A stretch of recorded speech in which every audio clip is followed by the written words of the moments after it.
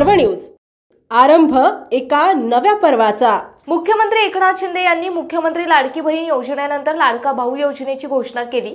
मुख्यमंत्र्यांनी या योजनेची घोषणा केल्यानंतर आता विरोधी पक्षनेत्यांनी या योजनेवर टीका करण्यास सुरुवात केली आहे। लाडका भाऊ योजना म्हणजे तरुणांची फसवणूक अशी टीका उद्धव बाळासाहेब ठाकरे गटाचे नेते अंबादास दानवे यांनी केली आहे। मुख्यमंत्र्यांनी जाहीर केलेली लाडका भाऊ योजना म्हणजे निव्वळ तरुणांची फसवणूक आहे।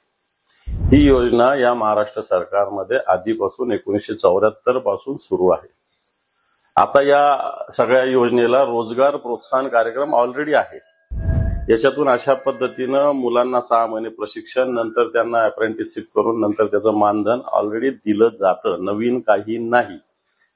त्याच्यानंतर या सगळ्याच्यामध्ये रोजगार निर्मितीचा कार्यक्रम सुद्धा मुख्यमंत्र्यांनी जाहीर केलेला होता। मुख्यमंत्री रोजगार निर्मिती कार्यक्रम, कौशल्य विकास मधून 55,000 लोकांना रोजगार आहे, त्याचं काय झालं? थोडक्यात जनतेची आणि विशेषतः तरुणांची ही फसवणूक आहे। ही सगळी जुनी